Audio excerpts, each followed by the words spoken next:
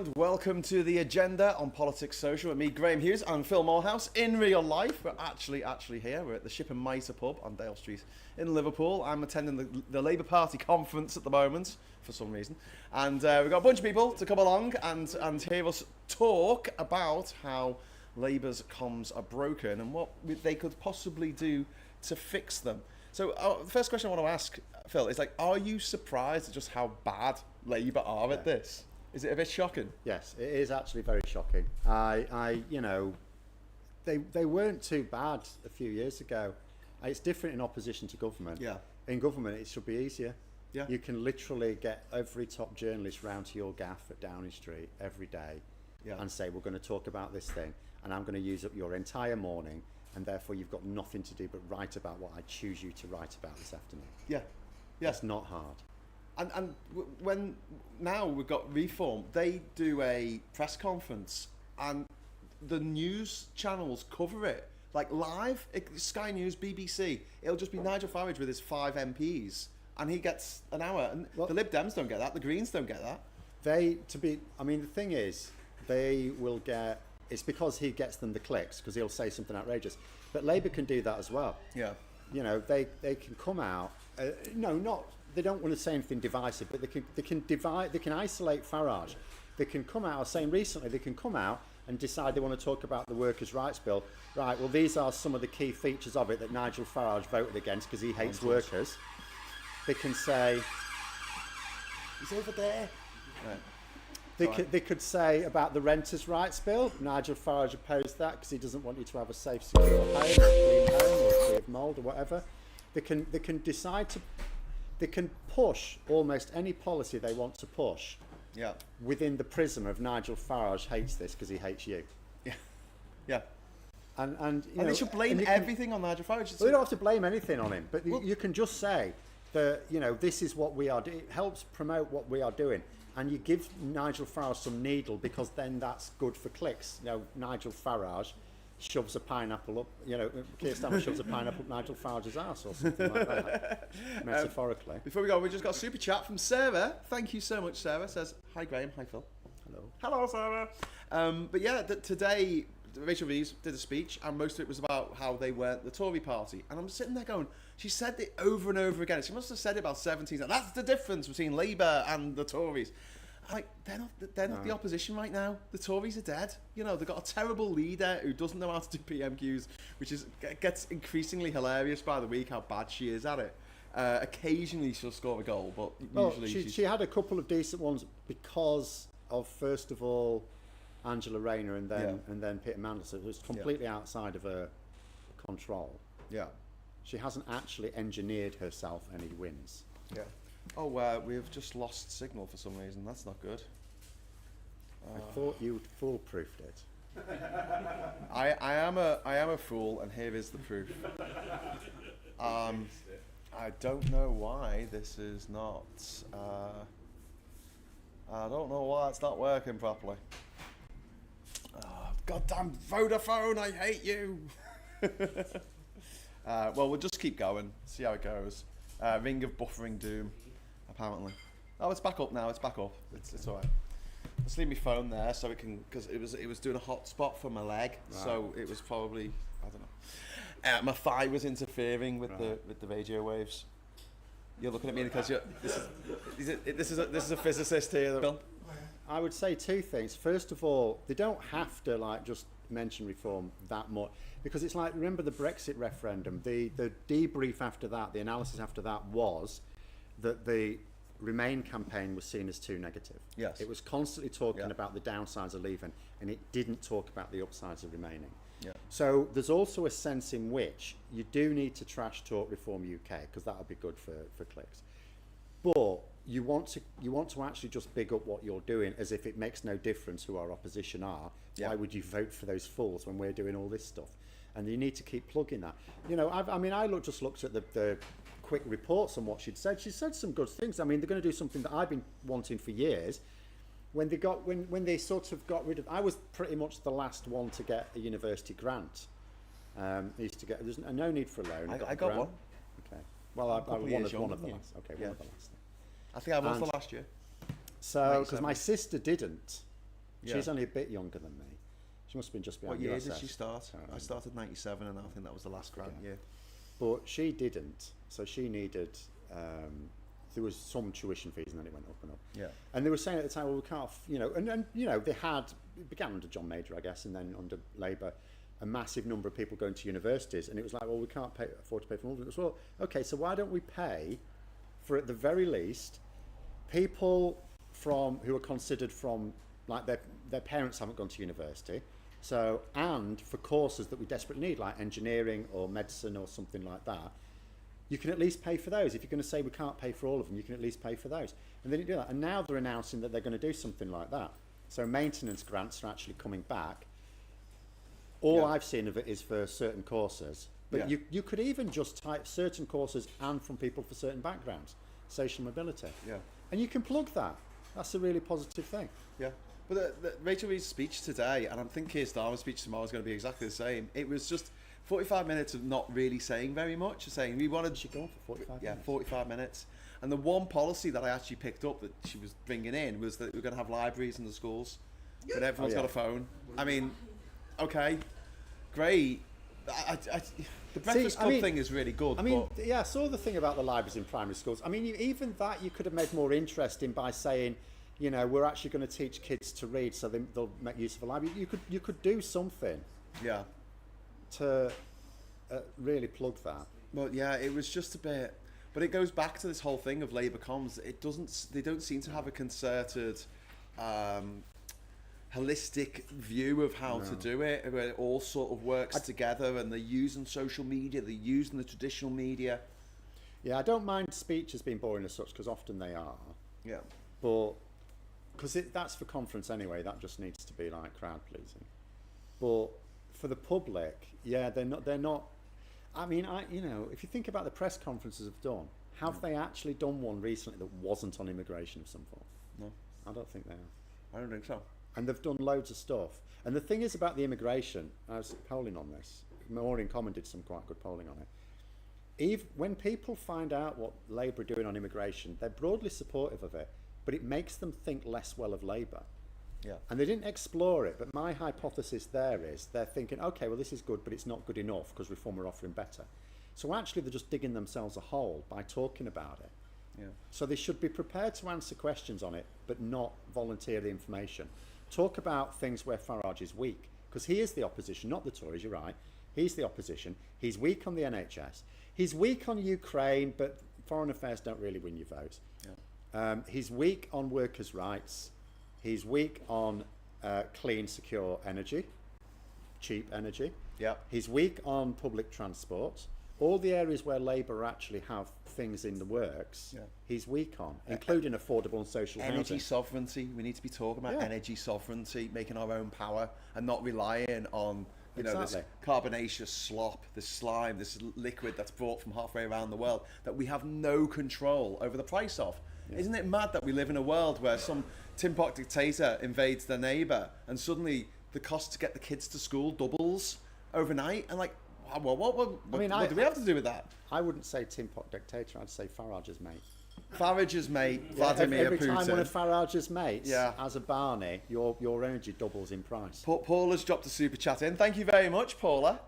She says, but most refuck MPs stroke mayors are Tory rejects.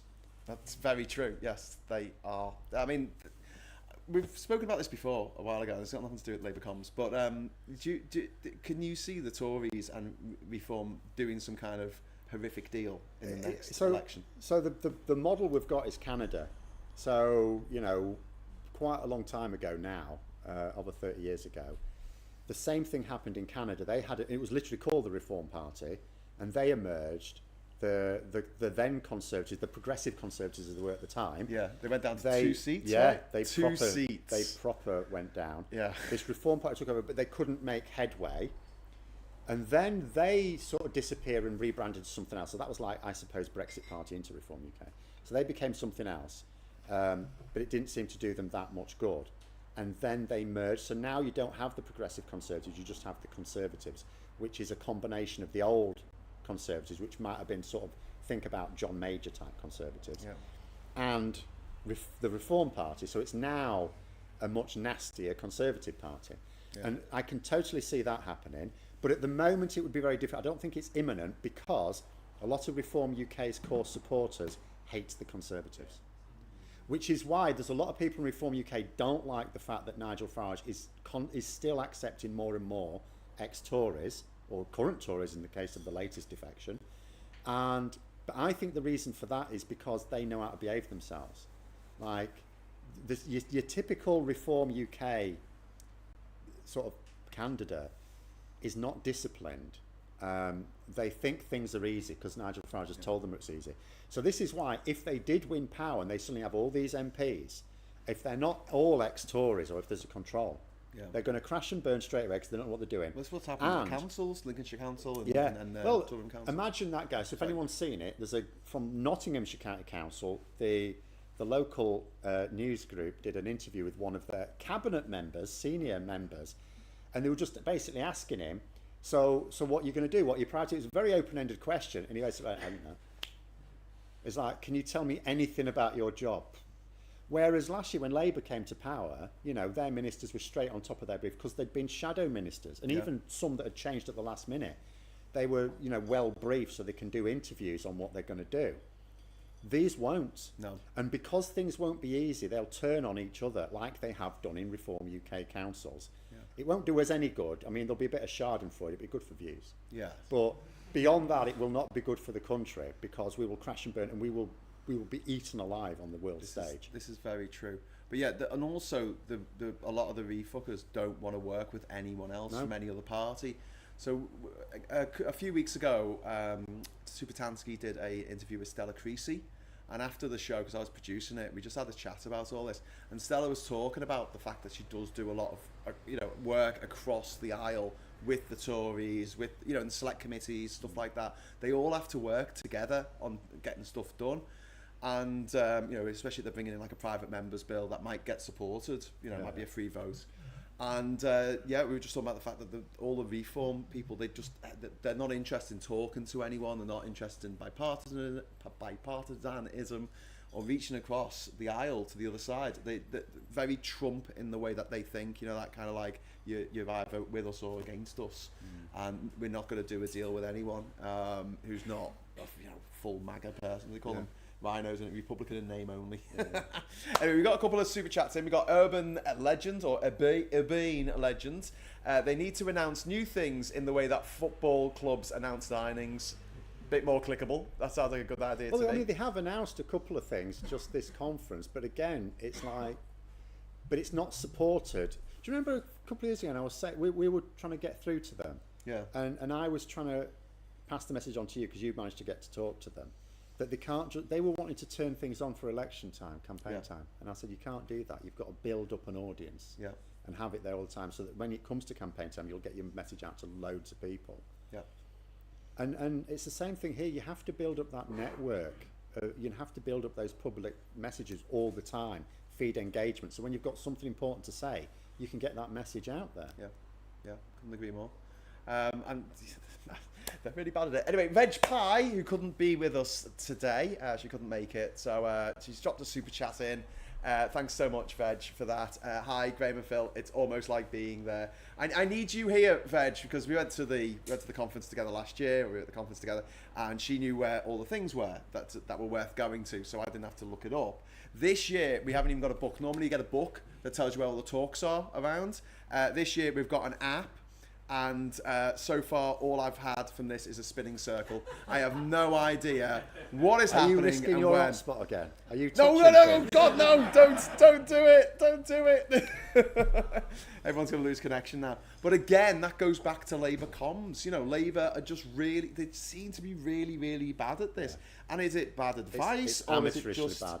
Yeah, but why is it? I don't know. I wish I could say. They honestly, it is difficult. I keep saying it's difficult. They've got the media against them, and it's like one of these things. Some people say, well, why don't Labour put people right on this? It's because if Labour do that, they're one voice. Yeah. And then people will go, but the Daily Express say this, and the Daily Mail say this, and the Sun says this, and all of these different outlets are saying.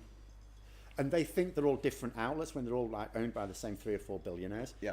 But they don't So it is difficult. It's not an easy thing, but that's not an excuse for amateurish boobery. No. They're not actually trying. And Yeah. the thing is, I think they are trying. But that's the momentum years ago. They were Yeah. pretty good at it. They were oh, really yeah. good at the social media side of it. They were They not got bad. young people engaged with the previous leader and all that. I mean, they seem to know how to do it. But where do they all go? Have they all left? Even on the Greens. Well, even while Corbyn was still there, it was not working too well towards the end either. Yeah. It's like they had an idea to use it, and I don't know whether they got bored with it or what, but it did drop off even towards the end of Corbyn's time as leader.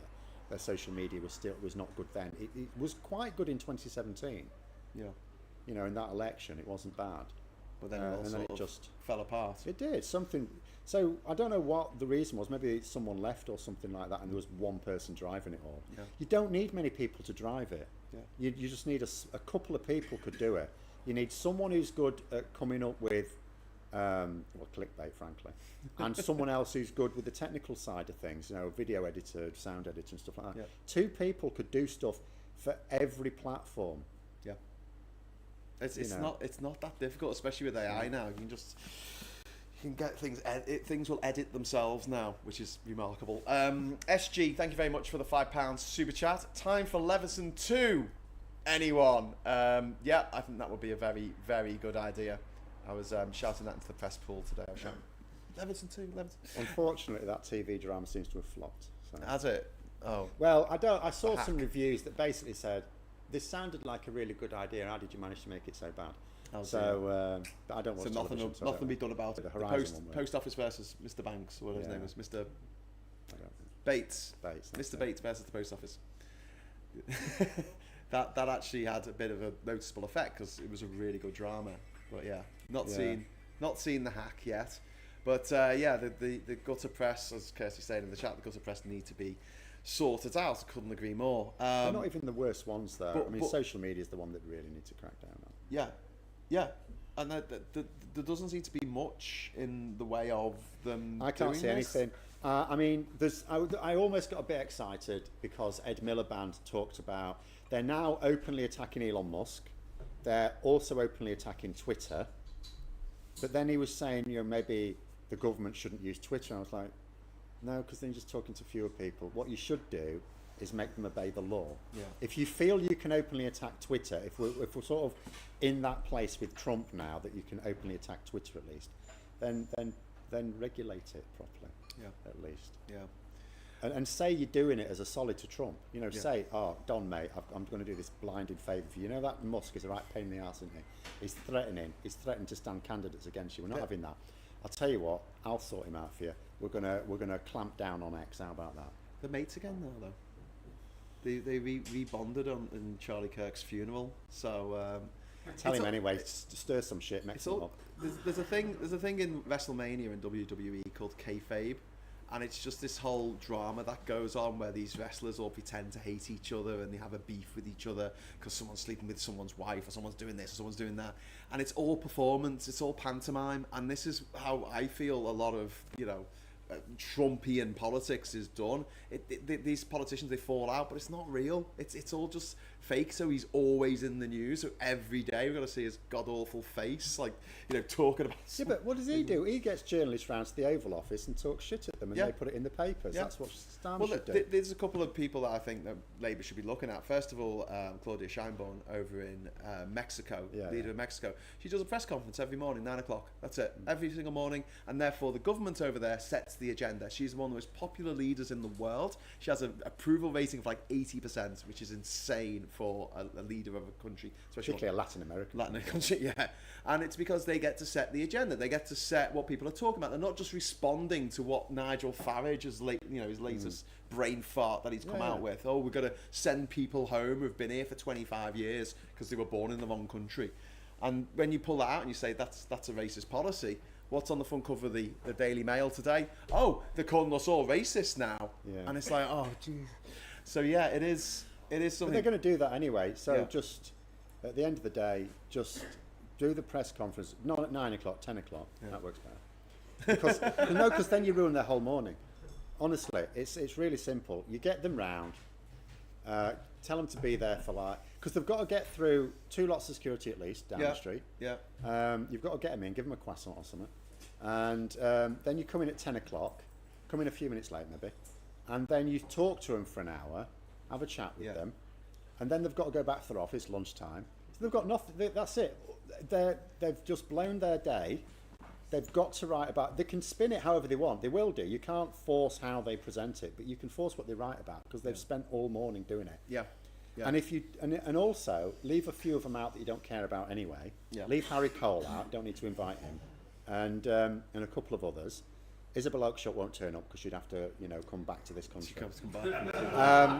But then you'd also get in a few social media types. Can even be some right-wing ones, but you get some in because they're missing out on an audience. Yeah. They're not, increasingly, particularly for young people, social media is the main source of news now for young people, more so than the BBC. Yeah. So, and they're missing out on that completely. They're not engaging with it at all. Yeah, absolutely. The other person I'd mention, I'll do super chat in a moment, Ivan. I'll come to you in a moment, but I think Zach Polanski of the Green Party has done very well at getting people to notice the Greens. One of the questions there was a thing on the newsagents a few months ago where they were asking how does Reform get all this views and all this press coverage and the Greens don't get any, and they went, well, the Greens are boring. They're not interesting. They don't fire people up. And Zach Polanski's come in purposely, and he's I think he's been influenced by Mandami over in Zohan, New York. To embrace the social media side of it, and he's doing a weekly podcast where he's talking to people who might not be the same political persuasion as him, which is a bit like what Gavin Newsom does over in California. So what you can do is you can look at where these politicians are doing well and where they're actually finding a way to communicate with people. But it's so frustrating to me just to think that a phone, like there's £100 phone. This is a TV studio. This is a movie studio. 28 years later, it was filmed on iPhones. The whole bloody movie, $30 million movie, it was filmed on iPhones. You can shoot stuff and then broadcast it to everywhere in the world. You can broadcast to the top of Everest with one of these phones just through YouTube. We're broadcasting now. It's not costing us anything. We haven't had to buy a studio and pay for expensive cameras. We don't have a van outside with a big satellite dish, set out the message. And they're not using it. It's mind-blowing to me that we've got this. If you had this in the 1980s, someone would give you $1 trillion for it. I don't know if there was not that much money in the world at the time, but they would be like, oh my God. And they're not using it, and it's incredibly frustrating. Talking of frustrations, Ivan's been on. Thank you very much for the super chat, Ivan. To say, did you get any answers for me at conference, Graham? Ivan's referring to the fact that having a virtual conference would be a really, really good idea for people who, for whatever reason, can't get to the conference. So you basically you pay a tenner or something and you get access to the YouTube channel with all the different rooms that are being shown. And again, it's just a phone. Just put a phone at the front of the room and film the people who are in it. That's all you need to do. I've said that I'll have words with anyone I spoke to about this, but I haven't been to an accessibility event, Ivan. I'm hoping to go to one tomorrow, so when I do that and I'm allowed to ask questions at the end, because accessibility is a big thing for me. Like it really winds me up the way that we do have this system in this country where if you have some kind of disability or you're having some problems, then a lot of normal things that people take for granted are taken away from you. So yeah, and also a big shout out to Gareth T, who's been a member for 14 months. And I don't know if I missed any super. Oh, I did. An SG there with the £5 super chat. Thank you so much. Trump's bought the US TikTok algo. The people that fund him will use it to skew stuff there in favour of refuck. I have no hope of a Labour second term. How are you feeling about Labour's second term at the moment? Wait for 2027. At the moment, the arithmetic is people look at the Tories that failed, everything got worse. They look at Labour and they say nothing's getting better, and the things they do know that Labour did, they didn't like. Yeah. So, whereas although people might think you can change things around overnight, they have actually done some things, just not talking about it. But in terms of big stuff, that is coming. Some of it is coming. Now, if people don't give them credit for it, then okay, then they have blown it. So they still should really improve their comms. But I would say at the moment the arithmetic is they're saying The Tories have failed, Labour have failed. Unlike in the past, it's not a choice between one or the other because the polling says you can have Reform UK. So it all makes sense. As soon as people cannot say that Labour are doing nothing good, that may change. And there's trip hazards coming for Reform UK as well in the next couple of years. The more councillors they have, the more scandals they'll have. And also, you know, I mean, I don't want America to blow up because that'll backfire on us. But if it does, then it's all about risk reward with people with voting. If Brexit seemed like a good risk because they just thought everything was failing. The Conservatives were failing, austerity was not good for them, but Labour was still having the hangover from the banking crisis. Yeah. And you know, Ed Miliband, I love him, but you know, he was no use at all for anything during those 5 years.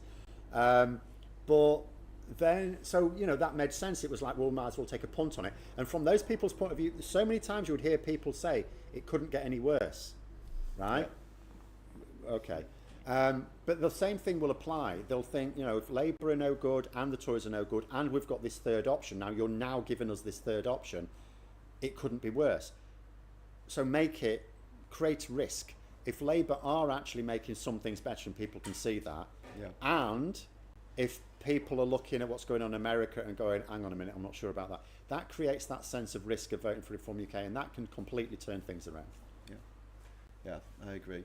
So what other things, we talked a little bit about doing press conferences and stuff like that. What would you like to see Labour do? Would you like to see them do daily live streams where they had a host and they had different MPs coming in each day and just sitting down having a chat about what they can do? The thing I will say, the one thing that Rishi Sunak actually did that worked quite well, you know, he did it once because he's an idiot. He did this thing where he and Lee Anderson, so they're like chalk and cheese, I don't know which is which, but they sat down with some letters from people, which obviously they curate, they pick the ones they've done. They'd already worked it out in advance. It wasn't off the cuff as it was supposed to be, but they just filmed it and it seemed off the cuff, and they were, you know, they were sort of promoting what they were doing. And it came across really quite well. If you were someone who was like, you know, would seriously consider voting Conservative, it came across really well. They could do that. They could get, and it doesn't have to be your top people all the time. You know, it can be just, you can introduce some ministers to the public with it. Get a couple of people who are reasonably personable or good on camera, and just get them answering questions from the public where they've curated, they've picked the ones that are that they want to talk about. Like, no one's saying it's out of a mystery bag, and then they can use it to talk about whatever they want to talk about at that time, but do it in an engaging way. Get someone to film them doing an hour of this, and then just pick the best 10 minutes, the highlights, and that's what you pay a couple of people for, and put it out. And you can do stuff like this all the time. You know, you can even do mock quizzes with it or something like that. You know, just do something engaging, introduce ministers, introduce what they're doing, make it engaging, make it entertaining, put it out, put that on the YouTube channel. Yeah. Well, one of the most successful YouTube shows at the moment is Hot Ones. Is it Hot Ones? Is that what it's called? Where they get a celebrity and they eat some hot sauces, and they talk about, you know, whatever the movie is that they're promoting or whatever. But they take these hot sauces. Oh yeah, I remember. And all it is, it's just a gimmick, but it engages the audience because it's a little bit different than just something. I'm not saying they should eat hot sauce, but like something like that. They could do a mukbang if they want. Yeah, they can do that. Why not? But yeah, I mean that's something that I think we should really do as well. Well, the Labour should really do, is really get people to be able to connect with their MPs, with their people who are representing them, because a lot of people don't know their MP. They might not even know who their MP is. And I know some MPs are more approachable than others, but there's not many of them. You don't need loads. You just need. I mean, you wouldn't pick the same to everyone because then that's too much on them. But if you had like a stable of like, you know, 20 or so, you know, just a mix and match, a couple of them. Yeah, exactly. They must have 20 affable MPs. Yeah, they've got 400 odd. 400 MPs. Like, how can they? And each one would only need to do a skit once every couple of months. Yeah, and it's literally like, it'd be a few hours because you go through some things, pick some things out. And you could do it, I mean, you know, you could do it around their hobbies. One of them might be a decent home cook, so you could do it while they're cooking something, talk, and the other person's helping them out. Maybe they're rubbish at cooking, so you have a bit of a laugh while you're talking about some of these questions. There's all sorts of things you can do for gimmicks. It would be so easy to do. And you just then edit down the highlights of it, and you put it out once a week on YouTube. and people would watch it. You just need, all you need is a good editor. Yeah. Really. Yeah. You know, and someone who can feed them a few choice lines. So a gag writer and an editor. That's all you need. Yeah. I mean, another thing, to go back onto the press conference, is that's run on the if that's run also online, so people can watch on the Labour channel on YouTube, for instance, as a live stream. It means people can comment, and what you could do is say the best question that someone puts in the chat, we will put that to the Prime Minister, or we'll put that to the Chancellor, and that will give the people at home a chance to write in. I mean, you know, a lot of people will just write bollocks, fuck off. Well, it'll still be curated. You wouldn't dare give them one of the most likes. Oh no, not the one that was like, oh my god, no. That's how we ended up with Bosie McBoatface. So I quite approve of that. There was a competition to name the new Mountain Dew in America years ago, and because it was open to anyone and any suggestion, the one that got the most vote was called Hitler Did Nothing Wrong. Ladies and gentlemen, the internet. Although, did you see there was a leaf, the thing that they used to clear the leaves off the railways, and they did a competition for the name of it, and they came up with Control-Alt-Delete. I like that. But yeah, you're curated. But yeah, voting with Boatface. Ivan, thank you very much for the £5 super chat, my friend. That's very kind of you. And Ivan says, what will it take for Starmer to sack McSweeney? The current chief of staff, in my view, is the biggest problem, along with Blue Labour, of course. Phil, to you. I don't know. I don't really. I mean, at the end of the day, it's, you know, the things that's coming out of his are provably failing. I honestly don't know why he has got uses. It's the Peter principle, isn't it? It's obviously a good campaign, but to be a good campaign, you have to be good at getting people together. Yeah. You don't necessarily have to be that strategic. It's a different job. Yeah. It's different skills, and all he's done, McSweeney. I mean, his biggest problem is filled number 10 with groupthink, with people who just think alike. There's no diversity of opinion. And what you need, I would say, if you're going to have a strategy meeting on any, or a discussion on any policy, the mark of a success is how much arguments were there. If there weren't loads of arguments, it's a rubbish strategy meeting, because it meant no one was challenging your stupid ideas. So you need a challenge. You need like a dab of Yorkshireman. You need a Yorkshire. I've said you need a Yorkshire office. Bollocks, that they need literally 4 contrarian Yorkshire folk, right, to literally say that's bollocks to everything. And then if you can argue your case, then you might be onto something. Yeah. And if you can't, that. then chuck it in the bin. It doesn't have to leave these 4 walls and it never humiliates you. Yeah. Because the winter fuel policy would never have got through Yorkshiremen. No. Never. No. But I mean, that was clearly a bad idea from the start, and it. Well, I thought they must have done their homework on it. You know, I couldn't believe you'd do something so stupid unless you'd really done your homework. Made sure that it was going to be 100%. But this is like when they make movies, and it's like no one read the script before they just gave $100 million to this film to be made, and then you watch it, you're like, did no one read the script? This makes no sense. It's awful. And it's like, it's the first thing you should do. You should make sure that your policy is going to be, you know, not too unpopular. But Labour seem to have this thing at the moment where they're going after stuff that isn't getting them any votes. All it's doing is losing votes, and it's very, very frustrating. Well, to begin with, they thought they were all right, and there was some rationale to it in that if you've got a policy that you think is a good policy, but it's not popular, but it'll work out all right, you do it early in the parliamentary cycle, then when people see the sky hasn't fallen in the election, it's fine. But that only works if by the next election people aren't. It's fine. It didn't. If, in other words, their objections were unfounded. Yeah. But people don't like having 200 quid taken off them, even if they don't need the money. Yeah. So and some of those, the problem was some of them did need the money. Yeah. So yeah. Whereas the way they've done it now is fine. If they'd have done that from the start, there's no point in the form it's in now, because it's not saving anything. But I would make the argument that it wouldn't matter what Labour policies were doing and which ones were successful and which ones were not if they had control of the comms. Because you know, every time Trump does something, he's a fantastic turd polisher, that man. You know, anything he does is amazing and awesome, and then he does the opposite the next day, and that's amazing and awesome. He's got his hat. Trump was right about everything. Yeah, because he's modest as well. You see. Yeah. And but you need to do a bit of that. I mean, I blush at doing things like that, but you need to be good at self-promotion as a politician. You have to Yeah. talk constantly about all the great stuff you're doing, but you have to keep doing it. Yeah. And you have to have something to back it up. Yeah, absolutely. Well, I think there's a load of things that Labour could be doing. I mean, the social media side of it, and also, you know, getting the press, you know, what do you think that doing Leveson 2, not that they're going to do it, but if they did, would that help Labour?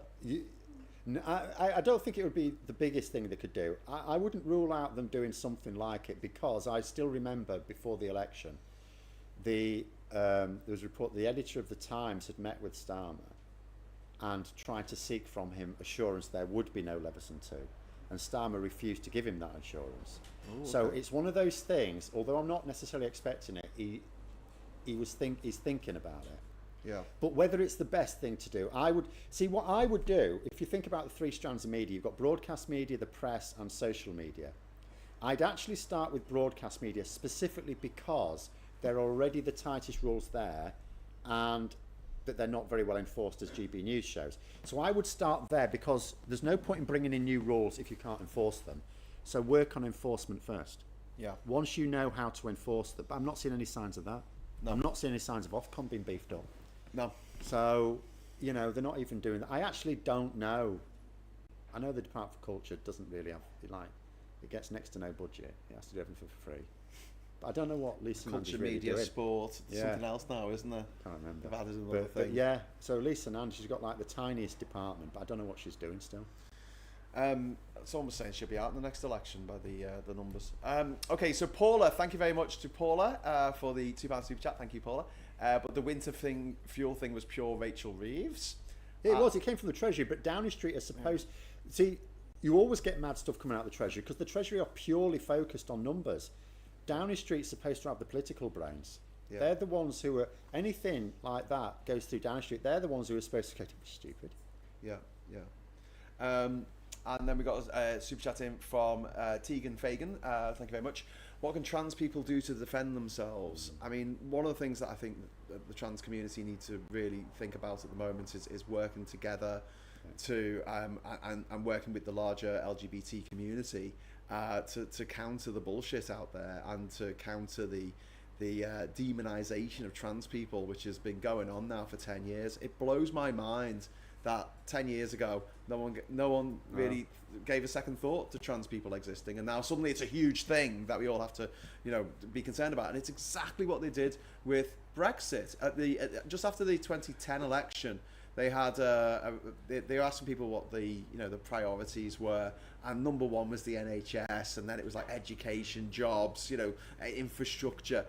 Our membership of the EU was seen as a top priority by about 2% of the respondents to that poll, and then within 5-6 years, suddenly it's the most important thing in the universe, and that's the power of the media. Yeah. That's the power of the billionaires in charge, because they can make you hate whoever they want. Who do we hate today, Rupert? Tell us who to hate, because I can't be bothered thinking for myself. Ivan, thank you very much for the £5 super chat. Sorry if I'm opening a can of worms here, but what are your positions on digital ID? Graham and Phil. You go first, Phil. So I approve of the idea, but politically it's incredibly risky. So in terms of, there's been polling this month, it's actually quite popular. There's like 3 times as many people in favour than against, but the people, it's a bit like the trans issue. The people who are in favour probably don't care that much about it. But as we can see from that petition, the people who don't want it really seem to care a lot. So politically it's risky, and all it takes, because it's a new IT system, and we know what happens with new IT systems, all it takes is for a cock up. And all of a sudden, all those people who approve of it will never have approved of it ever, and they thought it was stupid from the start. Yeah. And I would have just said, this isn't the right time to do it. But I like the policy. I mean, I've done a couple of my streams where I've actually literally gone through. Like the last time I got a job, I had a massive problem. It took me 3 visits to all sorts of places to prove I had the right to work in this country. Because when you look at that list of things to produce, I don't have any of them. Yeah. None of them. I don't actually, on the list A, don't have a passport. License. I have a driving license. Yeah, but that's not on the list A. I've been in your car. That's not on the list A. Oh, that really? doesn't, no, that's the list B. Right, your list A, I've got nothing on it. nothing at all. So the amount of stuff, and so the last job I had, and I had to go. So you can sort of see how from I'm talking with people who run a personnel department. They know the law inside out, so they know how to help me. And then it took 3 bloody, and even then on the 3rd visit, they had to sit me down at their computer, go on this, print your bloody blank statements out, because that was the last thing that did it. When I started monetizing YouTube 10 years ago, I couldn't do online tax returns. Yeah. Because I couldn't satisfy the government gateway thing that I was eligible. Right.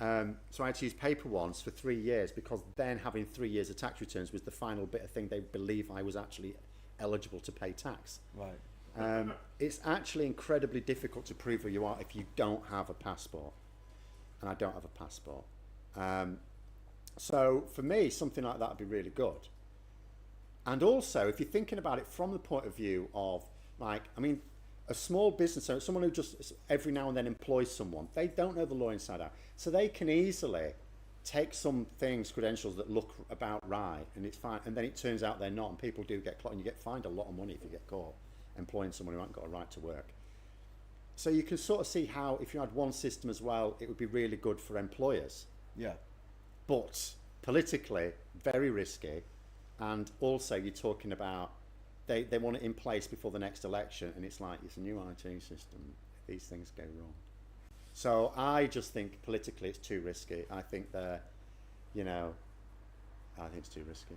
But it's really difficult to get a job or even be seen at a hospital if you can't prove that you're a British citizen. Yeah.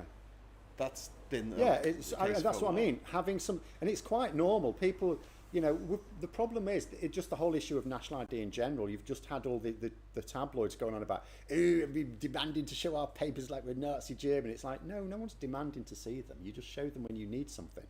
And they have it in other countries. It's normal. And they have it also, when they say it's authoritarian, they have it in the most liberal democracies as well. They do have ID cards, but one of the issues that has been raised is by some of our trans viewers is the fact that what sex will be on there, because it might end up outing a lot of people who are trans against their will, which is unfair. And is it going to be compulsory for everyone, or is it just if you get the job? Well, it'll depend on what you need to show it for. Like at the moment, it would be useful, you would think, for banking to prove, because that's also difficult. I've had difficulty getting a bank account before, because like when you're young as well, you don't have any proof of anything. You think you do, like you don't actually have proof of anything when you're young. You don't have any documents. You got a birth certificate. I've got a national ID, national insurance card, which is a number. Yeah, it's a number. Then you got your driving license. That's got your address on. You got a passport that doesn't have your address on. If you're young, you don't have the. You might not. Well, you might do, but you might not have these things. Then what have you got? You've got nothing. Kirsty McTeer, thank you very much for the £2 super chat there. 1930s Jewish question, 2020s the trans debate. Yeah, you're not wrong, Kirsty. Thank you very much for that. Well, we can see how it's going in America as well, because they started with that and now they moved on to other things. Oh yeah. They're just, it's like a Trojan horse for bigotry. Exactly. Unfortunately, but yeah, to go back to the subject that we were at hand about Labour's comms and how they could be improved. So we've got the idea of doing press conferences, getting the media on board, making sure that they're setting the agenda, doing some social media stuff. Well, maybe you could use Leveson 2 for that. At the end of the day, you could go to the Daily Express. What was that headline about today? Because that's bullshit. That's bullshit. I'll tell you what. Do we need Leveson 2, or are you going to behave yourself? Yeah. And then if they go crying about it in the papers, all right, we'll have Leveson 2 then. Digging back out. Why not? I don't understand this passivity. Yeah. Like Trump attacks the media. Now, okay, we don't want to create. He doesn't care about creating distrust in institutions, but some of them need to be questioned. Yeah. So pick a fight with the media. It's not doing them any favours anyway. None of them is really. The Mirror is the only one that's sort of pro-Labour. A couple of others give them a fair crack. Yeah. But mostly it's hostile, so be hostile back. Why not? But it's kind of crazy when you think about the number of Tory MPs who had careers or have careers on GB News or writing columns for papers, all stuff like that, while they're being Prime Minister, while they're being an MP. And there's not that many Labour. I know people who do that. There's like David Lammy does LBC now and again. But then they said he couldn't anymore because he was Foreign Secretary. What's his job now? He's deputy, isn't he? Is Justice Secretary and Deputy Prime Minister, which interestingly means he's still doing a lot of foreign affairs, you know.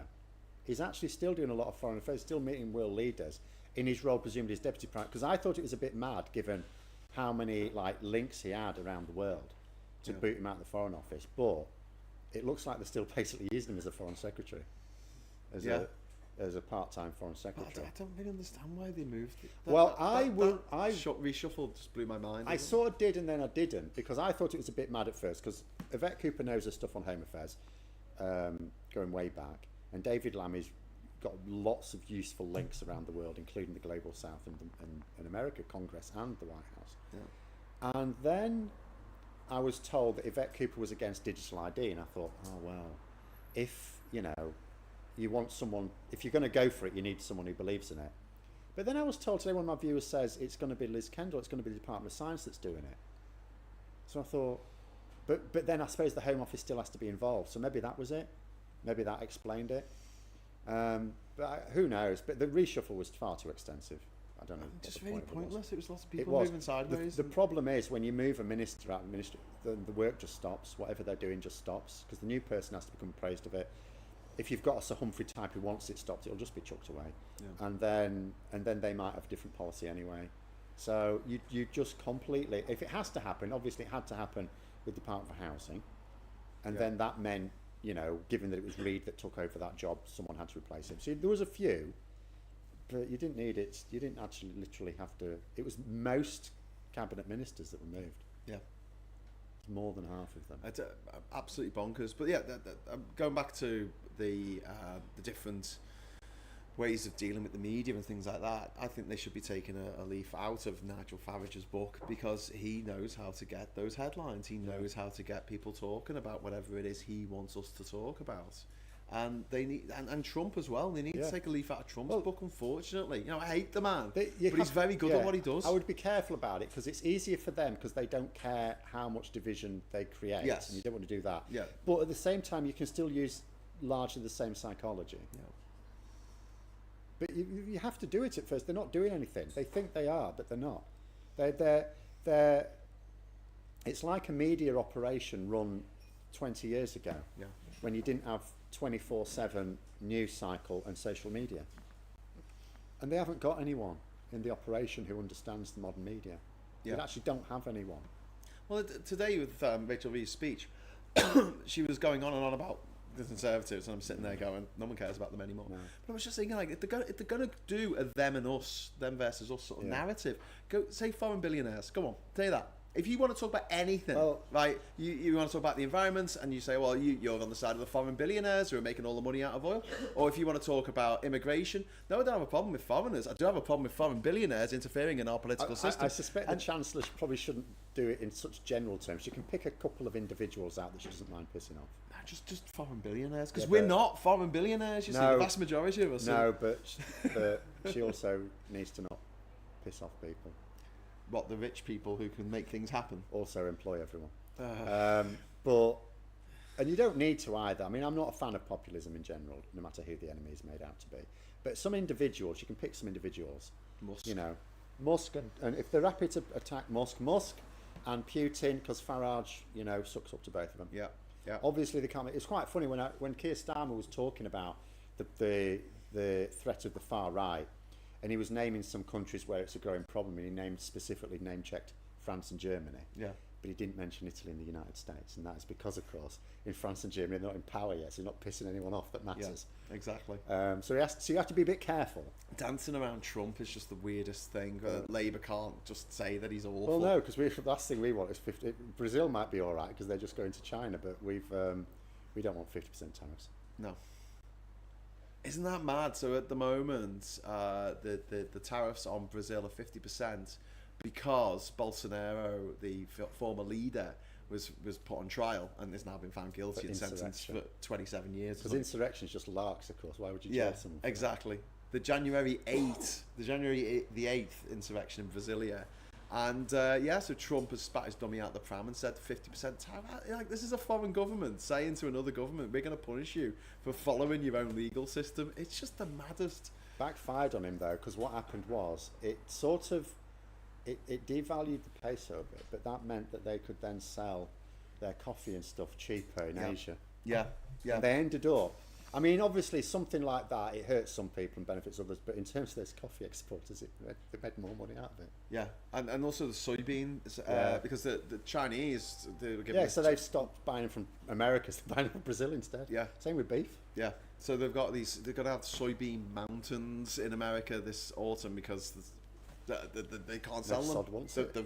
Yeah, and that's all because of Trump. Yeah. But they'll get away with it, the voters, the farmers will vote for him again. Well, it's fine because there's been record foreclosures on small farms. Yeah. But JD Vance, he's the vice president, he's got a bit of a business interest in a company that buys up foreclosed farms. Would you believe it? Well, really?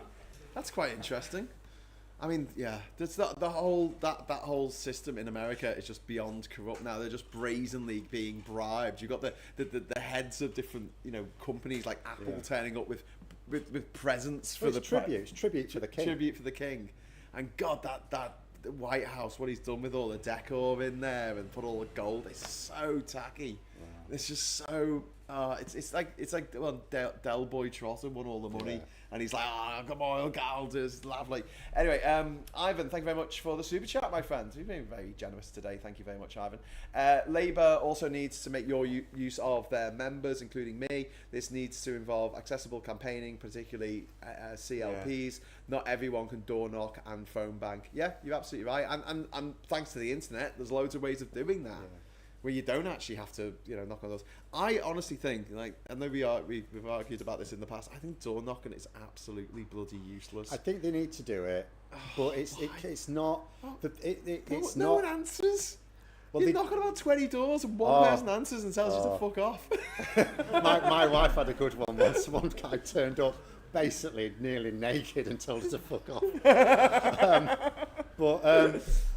But the problem is they put too much reliance on it. And it's like you can only get to so many people. It is a good thing to do because honestly, when you go to an area and sometimes you will get people who say, oh, no one normally comes around here. That actually is really useful. So when you're going out everywhere, because there are some places that some will not bother knocking on doors, and that's so it is a useful thing. It's also, some people like doing it. I don't know why, but then I'm not a people person. But they're missing out on all the other ways that people are engaging. Yeah, exactly. And it's utter madness that they're putting all the eggs in one basket. What do you think about town halls? Like in America, they have town halls where they have the leader, whatever, the representative, the elected representative, and they have a group of people meet up and they put their hand up and ask questions. I like things like that. We don't really get that in the UK, do we? And no. I think that's something that MPs should do each week. The problem is, of course, in America you have more clearly defined roles. So like in this country, your secretaries of state are also MPs, whereas in America that's not the case. So I would, you'd have to come up with a system that sort of didn't then expose ministers as not giving a shit. Yeah. But if it was something like, a big one every month or something like that, and even ministers could go to one a month.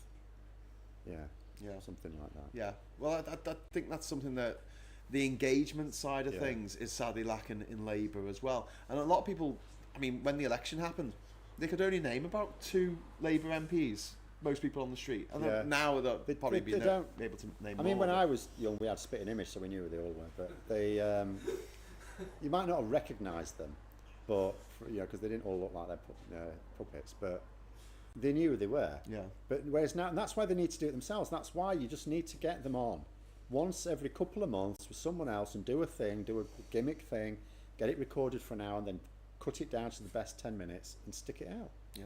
Yeah. And you'd get them known. You become, you create entertainment, infotainment, I suppose you could call it, political infotainment. Stick it out on the YouTube channel. It could do, all they need is literally 2 people who know how to do it. Yeah. Yeah. Someone technical and someone who's good at the gag writing. But why aren't they doing this? I feel like I'm pulling my hair out here. I've spoken to Labour Digital. I've spoken to Labour MPs about it. I mean, one of the craziest things was I went to see Labour Digital. It would probably been about 2021 or something, or maybe 2022.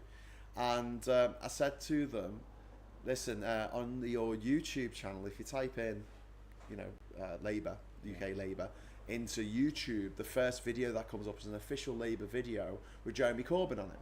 And he's no longer Prime Minister. Prime Minister. He's no longer the leader. He was at the time. He wasn't even a Labour MP anymore. And I'm like, just set the videos to private. You know, it takes 5 seconds. Come on, we can do it together. It'll be fun. You know, like Scott Evil. And they said, oh yeah, we need to sort that out. And that was in April, right, of that year. The following summer, I went on the website and the videos were still there. And I was just like, what the hell are they doing? Do they not? They don't know what they're doing. I actually think they haven't got a single person who knows what they're doing on social media. I don't think I agree with you. But don't you think that if they could recognise the fact that they don't know what they're doing, they could get someone on board? If I could sit down with half an hour with someone influential, I could sort them out. Yeah. All right, so I'll see what I can do tomorrow at the conference. I'm back home tomorrow. Oh. They can Zoom me. Never mind. Accessibility, you know. Zoom. I'm on Zoom. Okay, so we're going to move to the second part of the evening where it's audience questions. So people at home, if you want to throw a question at us, and you in the audience, has anyone got a question for me and or Phil? Do we know what happened? Didn't they have loads of influencers coming to Downing Street and talk about this? Yeah. YouTube doing as a. So what that was, I approve of that, but it's not enough on its own. So the idea of that was all those influencers were in other fields, not politics, not current affairs, but that's, you know, but then they've got other audiences. So that I applaud that. And what they've been doing is they've been giving them like little press releases and stuff like that, so they can. So if it comes up in their field, they're like genre. So if they're doing something on climate change, and you've got someone who does stuff on climate change, they can talk about what the government's doing. So that's really good. But they're not including political content creators who could talk about what they're doing on a weekly basis, as long as they give them something suitably juicy, which is a problem. So they didn't learn off them how to do it. They just sort of. Well, they couldn't have done that as well. Now, I was actually invited to a group. So at the South by Southwest thing in London this summer, one of the sponsors invited me and some other social media content creators. And that's what they wanted to learn. So there's a lot of money behind them, and they're wanting to push. But what they realised is, there's the people there that have worked at the top level in various governments, the top level of the UN. One of them, you know, sort of worked with the UN Secretary General.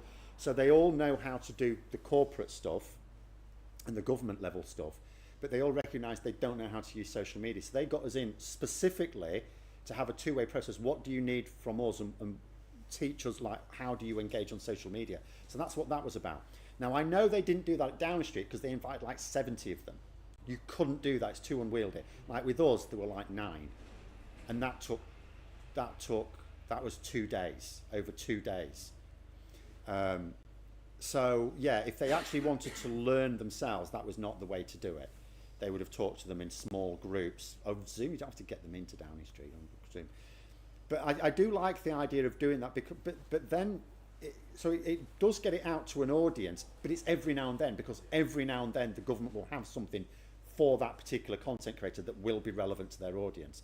Whereas if they got people involved in news and current affairs, even if it was the big ones, it doesn't have to be people like me, even if it was the big ones, then, but they're not doing that either, really.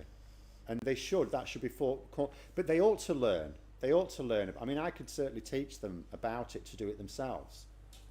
And I really cannot tell you why. It can only be because they don't recognise they have a problem. The first step to solving a problem is you have to recognise you have a problem. Then you have to recognise what the problem is. They cannot work out what the problem is because they have literally no one who understands social media. I'm going to be clear what I think a social media expert is.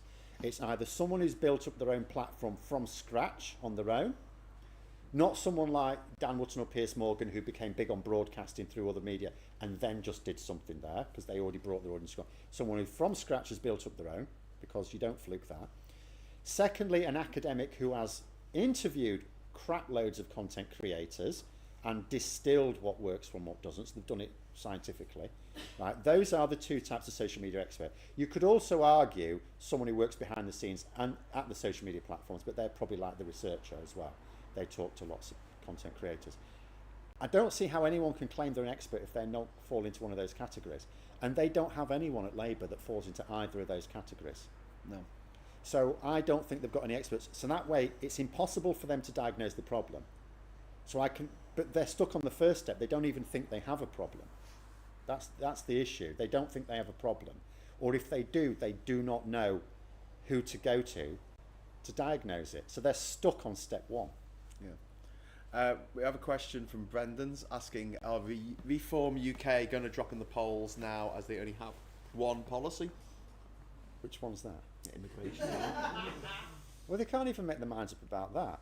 Because, no, honestly, when they announced that thing, and then even during the press conference, Zia Yusuf was changing some things, then the next day Nigel Farage changed some more things. Yeah. They don't even have a policy on that. They have the echo of a policy. So they get people, that's how they work it as well. It's like we're saying with Brexit, they get lots of people to think, like that was the nonsense Brexit means Brexit. So that it could mean whatever the bloody hell you wanted it to mean. Yeah. Oh great, I'll be allowed to buy a hippopotamus. Yeah. That's what Yeah. Brexit means. It could be whatever you wanted. We just got a super chat in asking for us to repeat the audience's questions for the home audience. Yeah, I was going to do that, but Phil jumped in before I got a chance. But that's okay, we'll do it next time. Anyone else got a question in the audience? Just go to you first. Would there be the concern that if Labour did actually crack what was effective for social media, someone like Musk would just go, nah, we're not going to actually run that and just bury it? Are we concerned that if Labour did crack social media, someone like Musk would come along and bury it? I think there's too many different platforms, to be honest with you. I don't think Yeah, we the could. thing is, YouTube, outrage farming does best on YouTube, but that's just because of how it works. That's, how it works. But they can do it on YouTube, they can do it on, for now, TikTok. Twitter amplifies and throttles things. So maybe they don't sink a load of effort into Twitter, but I'd still be there, I'd still be on it. But yeah, maybe that's not one of their main things. Facebook, it's a bit difficult to say at the moment because Zuckerberg's very much, MAGA. And he's removed some guardrails, but it doesn't necessarily mean that he would, I don't know that he's throttling stuff yet. But YouTube is still a good one. There's plenty of people on there. It is the #1 social media for news. Now, amongst young people, TikTok is more so. Yeah. So TikTok and YouTube, they should be doing. But they should do all of them. But if they wanted to focus, the ones that are... YouTube is at the moment least likely because of the way it's sort of owned. Trump can try and lean on it. But again, as long as Starmer keeps him on side and keeps, honestly, I would say that. I would say, Don, mate, I've seen some things on Twitter, you're not going to like it. I reckon I'll sort him out for you. That Musk is a snake, Yeah. I'll sort him out for you. Yeah. Don't you worry Yeah, about that. we'll- You leave we'll- him to me. That'll be very good. Do you have a question? It was more of a point to make, to be honest. I have enough trouble believing that Labour are going to get these towns built. Reform are proposing to save 230 billion over 80 years, and then when challenged, he knocked 80 billion off it like that. Yeah. Well, I don't know. So the question there was kind of about Labour and getting these houses built, and I think this is a huge. 80 years. I think this is a huge issue for Labour because a lot of the things that they want to do aren't going to be in place by the next election, and they need to be doing stuff that people notice today. The best start centres are going to be the big one for Yeah. me. But also, people will notice better access to the NHS. In fact, some gammons around me already notice it. They're already giving Starmer credit for it, even though they still think he's a dickhead. But they have noticed that, and that should only get better. Admittedly, if Streeton didn't keep picking fights with doctors, it might be better still. It's sort of I feel sorry for him in some ways, but nonetheless, it will get better. The best start centres will be a huge boost. If and talking about having 1,000 built in 2027 doesn't mean there's 1,000 in place at the next election. That means by the end of 2027 there's 1,000. By 2029, presumably there could be more. Yeah. Well, that's how. I think that there should be some more headline grabbing stuff that will actually, Well, they need to engage grab the people. headlines. Literally, it's so simple. You literally get them round. What top political journalist isn't going to accept an invitation to Downing Street, right? You get them round every morning. Give them something spicy as well. Call Nigel Farage something unsavoury. Keep it clean for the kids, and and then use it to lean into whatever you want to talk about that day, and that is what they will publish. Yeah, yeah. You know, they're paid hundreds of thousands of pounds a year. You've just consumed their entire morning. Yeah. That is what they're going to write about in the afternoon. Yeah. They didn't just go there for a croissant. Do you have a question? Yeah, it's sort of around, I think there are some other things that feed into the total failure, comms-wise and everything that's been with the Labour government so far. And, I mean, things like, you talked about McSweeney, but actually I think Buck stops with Starmer, and I don't know if you think his political inexperience is something that feeds into this. He's come in and sort of, used to be boss man, and we're going to do this, and he hasn't listened to the parliamentary party, hasn't listened to the membership, and he's had to do U-turns. I also think that some of the great ideas that you've put forward of things that they could do, they don't do because of fear and control. They're terrified of being in a situation where they haven't got control of what they're being asked or what they're putting forward. And I think also the traditional infighting of the Labour Party, which you don't normally get with the Tories. Normally that'll go on behind closed doors and then they'll come together. Yeah. But traditionally the party, and that's what happened with Momentum, is that a lot of the left were expelled, and that's still the case. And we have a lot of very young, very inexperienced, very underpaid young people running things who almost have sort of drunk the Kool-Aid a little bit, and can't stand up, and they don't have that experience of politics or putting their messages across. Yeah. So I don't know how much you think those different things also feed into it.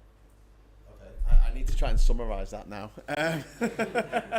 So basically how Labour are performing with Starmer as the leader, who seems to be quite inexperienced. Well, he is inexperienced. Because his background wasn't in politics necessarily. To address that one first, because there's a few bits in there. So from Starmer's point of view, what he was doing for the first year was he was actually abroad quite a lot. He was trying to forge closer links. So there's an understandable delegation there, and I actually think, in a way, it's a strength because he at least recognises he doesn't have that political experience. You think about when Tony Blair and Gordon Brown became Prime Minister, they had masses of experience at multiple levels. And Starmer only became an MP in 2015. Now, he was quite political when he was younger, very, very, hard left, you would say at the time. But then he was a lawyer for a lot of time, and then so he hasn't got that experience. So what he's done then is he's leaning on the political experience of someone else, who unfortunately is also a political boob. That's the problem. And the book does stop with him because he hires that person, he decides who he listens to and who he doesn't listen to. So that is absolutely true. The problem is, if the suggestion is to get someone who's got more political experience, there aren't that many political beasts in Labour to draw on. And I think a problem with, one of the other things you touched on is the constant infighting you have on the left. As you say, the right are very much about unity is essential to win, and they're very much about winning. It's often said the principle on the right is winning. Winning is the ultimate virtue, whereas on the left, principle is more the virtue, and people tend to be less compromising or willing to keep things in-house. So, and that does cause frequent splits. Throughout my life, Labour have split off many times. And yes, it does sort of cut out experience at all levels of the party. That is a problem. It's just not an easy fix. You could get someone in as leader who might have more political chops, and they might be crapper at organising, or they might be more scared of the newspapers or something like that. Because I know sometimes people, one thing I'll say for Starmer, he's not timid. Someone who goes ahead with digital ID at this point is not timid. He may be foolhardy, but it's quite putting your head forward and charging, which is the opposite. It's but yeah, so I don't think there's an easy fix. I think you're dead right on some of the problems, and those are problems, because Labour are always doing this. They swing from one, and it's like every time they lose, they think that. I remember 2010, they lost. They lost because they'd been in power for 13 years. There's a recession. Gordon Brown wasn't a great campaigner. I quite liked him as a prime minister, but he wasn't a good campaigner, and they lost. But then there was all this massive soul searching. Oh, we've lost our way. No, you lost an election. Just get back on the horse. But they wouldn't. And they felt that they had to flip a completely different way, that they'd got something fundamentally wrong. And that's what they'll always do, unfortunately. Okay, we got a super chat come in from Ivan. Thank you very much. Speaking of the NHS, I still have to go private for my mental health treatment. 250 quid for each appointment. I would like to know if there are any developments in improving NHS mental health services for autistic adults. No, because if you look at the manifesto, the emphasis is very much on building up mental health services for young people first. I mean, that's quite clear. So, I mean, it's one of those things as far as I'm concerned, we don't have mental health provision in this country in the NHS. I know there are technically psychiatrists in the NHS. I've known a lot of people with serious mental health issues. I've never known a single one that's got anywhere on the NHS, not a single one. So as far as I'm concerned, there is no provision at all. So building it up, they've decided the focus on young people first. So there's quite a few things in the manifesto. I couldn't tell you what the progress is, by the way, because they're not really talking about it. But in the manifesto, there's quite comprehensive services to be built up for young people, like school-age people, and then people in their early 20s. I imagine the intention is to go from there. But again, in this country, we keep swinging from a government that sort of wants to put things in place and a government wants to just like sell it all off again. So I'm afraid I don't have much succor for you. Yuri has dropped a super chat in saying, agreed, Labour need to be grabbing the media by the balls instead of merely tickling them. Thank you very much to Yuri Infectinov. And also David Smith says, I had a two-part one above, but it wasn't a super chat. Began, how can Starmer go from ... Can we post if it's lost? Would you mind reposting that, David? Because I've got all the chat coming up on the screen here and I won't be able to find it. So thanks for the super chat, but we'll come back to that in a moment. Does anyone here have another question? Okay, go on. A big thing is always like progression, not regression, because obviously with reform, everything they propose seems to be regression, be it fuel, workers' rights, and everything like that. I'm just fixated into what you say about the best start centres, because again, we all know people who've had kids young or have had young kids. Sorry, a bit babbly. But Most kids are quite no, yeah, they start off quite young and grow up amazingly.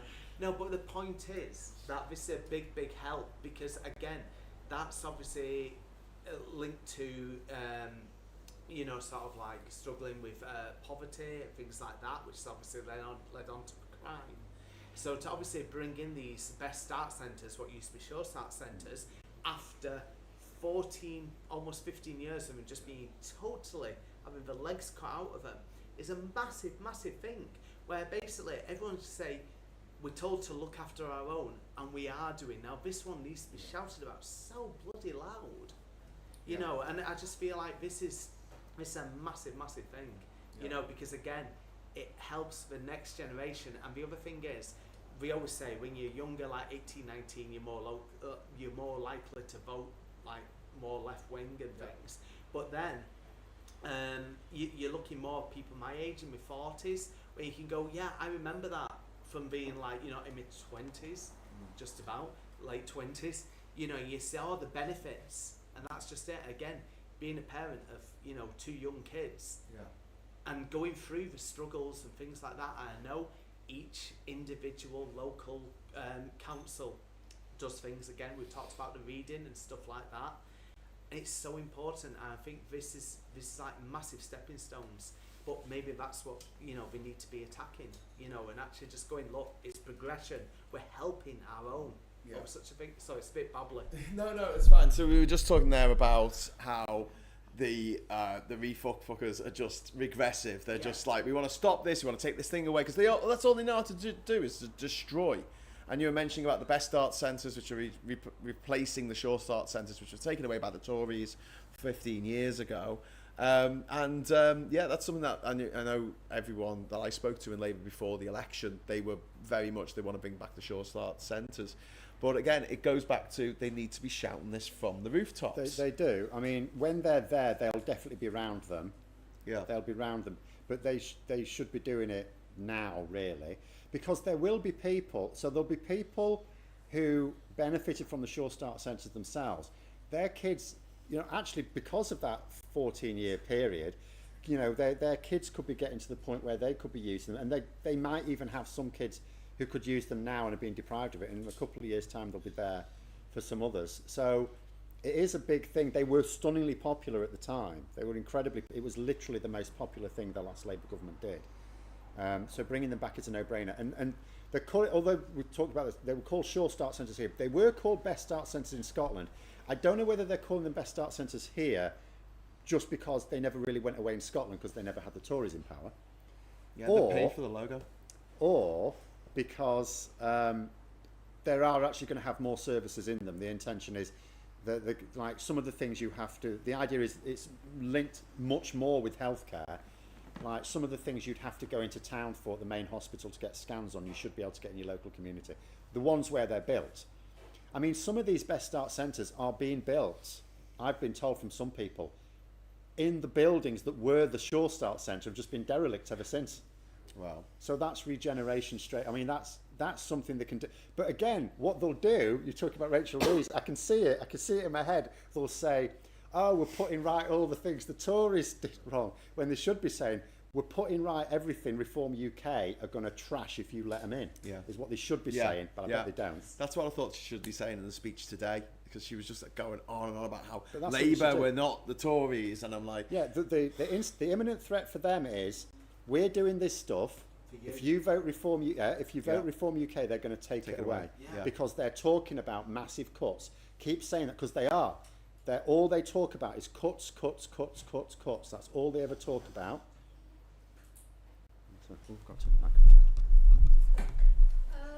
Yes, I think it's good that you mentioned about the cuts, but I think fundamentally there's many people who will just vote reform anyway, purely because of immigration. How can Labour address this better? Okay, that's a really good question. How can Labour address the immigration question better? I would say they need to be positive about it. I'm sick of hearing how immigrants are the bane of our bloody lives. It's not true. This country is great because of immigrants. It's people coming from all over the world who want to live here, which is very flattering. There's a lot of countries out there that you wouldn't want to live in. And if you were born there, you'd be trying to get out. This is not one of them. People want to come here. That should be celebrated. We've got a declining birth rate. We've got an aging population. We need people to come and work. It needs to be celebrated. And so every time someone goes on TV and goes, oh, immigration's out of control, I go, well, what's the problem? Get them to define what the actual problem is. Because they can't. They never can. And if Farage tries to talking about immigration or small boats, point out that it was his Brexit that made a situation worse. In the case of the boats, there were no one coming over in boats. In 2016, 2017, there were like 2 people came over in boats because we could take them back. We were part of the Dublin Agreement, and we could take anyone back to any EU country if they'd already applied for asylum in that country. And so you couldn't go around, asylum shopping, so to speak. And then we pulled out of that because we didn't have to.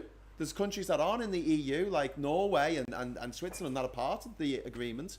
We didn't have to pull out, but we did. And they can just make Farage wear all the bad stuff that's happened because of Brexit, like an albatross around his neck. For the next few years, I think we might get somewhere. But I think that the positive case for immigration, I've heard it from the Greens, I've heard it from the SNP, I've not really heard it from Labour. And when they start talking about legitimate concerns, it always gets my back up because I'm like, it's just racism. What do you think, Phil? I have a slightly different view. What I would do instead is just constantly turn it to like the Hughes used to say, the old Yes Minister thing. Oh, the real question is this. You do the old dodge. But turn it into that. Well, the real question is what people dislike is the fact they can't get a GP appointment, they can't get decent housing, they can't get and talk about the things they're doing that Nigel Farage opposes. So say Nigel Farage is appealing to you on immigration. but your real concern is this, this, this and this, which people will readily accept, and yet he is blocking all of our moves to improve these things because he doesn't want them improved. And tell him when he talks about the Brexit thing, at the moment he's calling it the Boris wave, that huge, because this is where you have to be a bit careful now, because people now have got it in their heads, immigration out of control, because of those 2022, 2023 figures. But what you do is you say that was because of a policy that Nigel Farage celebrated at the time, which is true. That policy, and Nigel Farage said, yes, we should be bringing people over from Asia and Africa and places like that on the same footing as people from Europe. They should have equal rights to come over here. That was the wave, and Starmer should say we should call it the Farage wave, because although Boris was in charge at the time, it was fear of Farage that led to him implementing that policy. Yeah, a good idea. Veg Pie, thank you very much for the super chat. Just a little private message to me there about the Creative Pavilion over at the conference. And we've got another question at the back there, in the middle, I guess. Yeah. We need to make the case for immigration, because if we don't get about 500,000 immigrants a year coming to the UK, it means higher taxation, cuts to public service, and raising the retirement age. Yeah. Yeah, absolutely.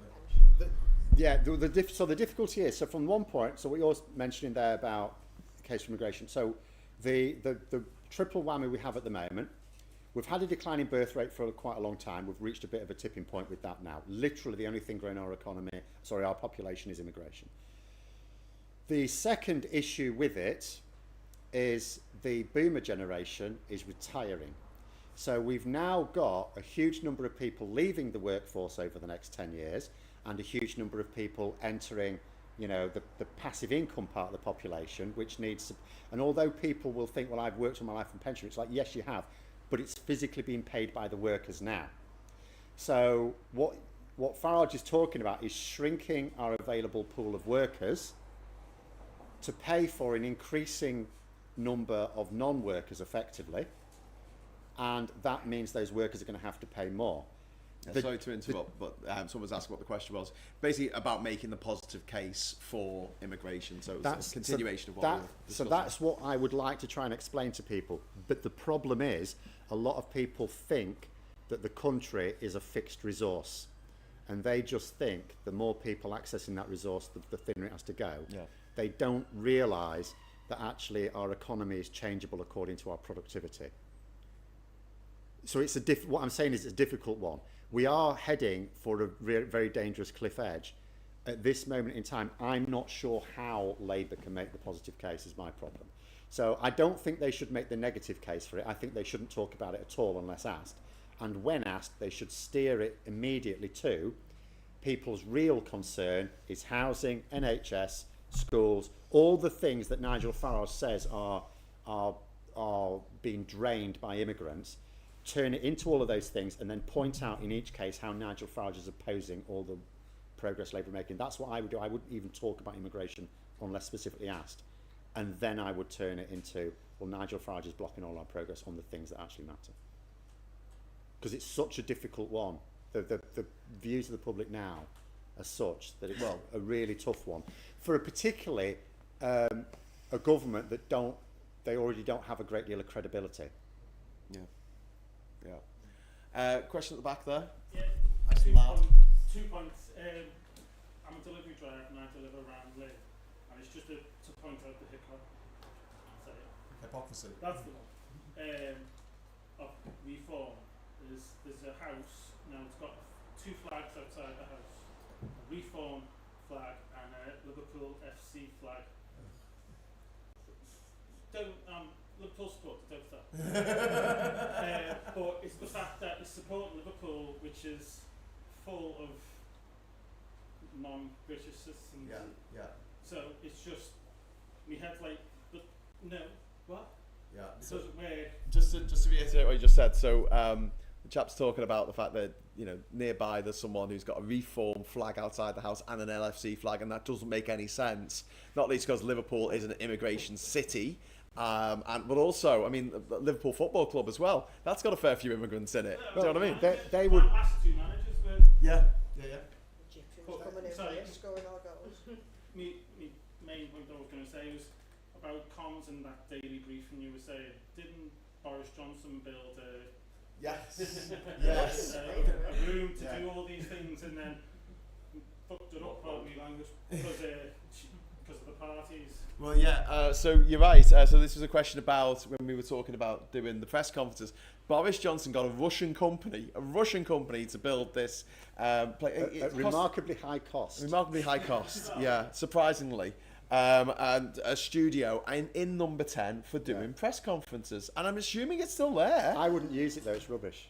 Oh. I would get one thing. So when Humza Yousaf first became SNP leader, one thing he did that really impressed me is he arranged a press conference and he just put out a load of armchairs and sofas and got people to sit down and they just had a chat. I'd do it like that. Yeah, to be honest with you. Because you could still do most of the talking, but in all the rest of it. And just make it more... I don't like the formal press conference thing. It looks rubbish. And when they do them as well, when they go out and do them, they always have a load of people stood behind him, don't they? Yeah. I don't get that because you've always got someone with resting bitch face that looks like the board. And it's just an absolute gift for your opponents. Whereas if you just got them to Downing Street, controlled environment, you invite... Because that was the thing that we didn't like about it, because you used to have to do these things at Westminster Hall where the Prime Minister couldn't control who the journalists were allowed in. Right. So he moved it to Downing Street so he could control who went in. Okay. Well, you might as well use it. Control who comes in. Yeah. Harry Cole, sorry, don't suit you on our list. Because he's not going to say anything useful anyway. And just get a few get the top ones in. And honestly, I would genuinely, definitely do one on a Sunday morning at the same time as Laura Kunsberg's show. And, and if she asks for anyone, I says I can maybe let you have a PPS or something. Yeah. But sorry, we're doing our own thing. Opposite, we'll see who gets the most views. Yeah. And stream it when her programme's on. That's what I would do. We've got a question at the back there. Yeah. Do you think Labour's self-imposed fiscal rules hinder them from actually investing in things that will give people hope? Yeah, so the question was, do you think that Labour's fiscal rules stops them from investing in things that would give people hope? So the thing about that is it's an economically bad rule because you don't need your GDP, you don't need your national debt to go down as a share GDP in any given 5 years. Keynesian economics actually says in tough times, and even Reeves is accepting in tough times, that's the time when you do borrow. Now, the problem with it at the moment is that would have worked 10 years ago. Since Liz Truss, everyone's shit scared now, including investors in the gilt market. So the danger is that she has that fiscal rule partly for the public, so that it looks like you've got, because she did change a load of fiscal rules last year, but not that one. But also, all it takes, she can't risk a Liz Truss. She can't. That's the problem with it. It's not that it's guaranteed to happen, because you could argue Liz Truss was borrowing for tax cuts, which wouldn't have yielded anything, so she won't be able to pay it back years later. Whereas this is for infrastructure, which will boost our economy, so we'll be able to pay it back, right? But investors are very flighty at the moment. That's the reason why. So economically, it's a very bad rule. Economists are falling over them. The Financial Times is it's like woke times these days. It's constantly saying this is a bad rule, we shouldn't have it. But politically, I think that's the problem. Politically, they cannot afford the pound to crash. And don't forget, the economy takes a tank, and then the people who are most affected by it are the people on low income, the people who are struggling in poverty anyway. The billionaires don't care. The billionaires have made more money out of the credit crunch, out of austerity, out of the COVID pandemic than... Well, that's why Nigel Farage will take exception to you calling him regressive, because he'll say, I'm progressive for billionaires. Yeah, progressive for billionaires. So we've got a couple of super chats in. John C. saying, we need to play the Flash Harry tune every time Farage appears. He's nothing more than a political spiv, ripping off his community and country with non-existent or shoddy goods. You're absolutely right, John C. Thank you very much for that. And Ivan, again, we've been very generous this evening, Ivan. Thank you so much. Of course, there are threats of reform, but what about the threats of the Reform Enabler Party or your party or whatever the heck it is? I don't really feel like the I don't know. Zara Sultana... They're going to take votes off. At the end of the day, there's not a lot to be done about that. My hope, it's a vain hope, but anecdotally, where I'm from, there were quite a few of the Corbynites who left Labour and joined Reform UK. So I'm sort of hoping they actually take more votes off Reform UK. They won't. I know they won't. But my copium at the moment is maybe they'll take more votes off Reform UK than Labour. Fingers crossed. But there's nothing you can do about that. At the end of the day, it's what it is. And also, I mean, people should, if they want to form their own party, they should be able to form their own party. The problem is our electoral system. You know, it's not the problem's not your party. Yeah, the problem is our electoral system at the end of the day. Yeah, it is. But ranked voting even would make a huge difference, so that everyone felt like they were voting for something, rather than necessarily against. Okay, we're going to have to wrap it up there, I'm afraid. So I hope everyone got to ask questions. We're going to be hanging around for a bit afterwards, so if you want to come up to us and ask us stuff, you're very welcome to. I'm gonna kill the live feed now. Oh, poor live feed. I'm so sorry. Thank you to One Angry Pagan for being a mod there and dealing with stuff. And also, thank you to everyone watching at home in general. Thanks for the super chats. I'll be back tomorrow morning, 9 o'clock for Morning Brew. And Phil, you'll be back on your channel tomorrow, won't you, with a couple of videos? Yes. You got it. Have you got I've already put one schedule for tomorrow. It's not on politics though. I just talk shit for 10 minutes. That's what I do all the time. Anyway, so thanks for watching at home, and until next time, I'll say hello, good evening, welcome, and goodbye.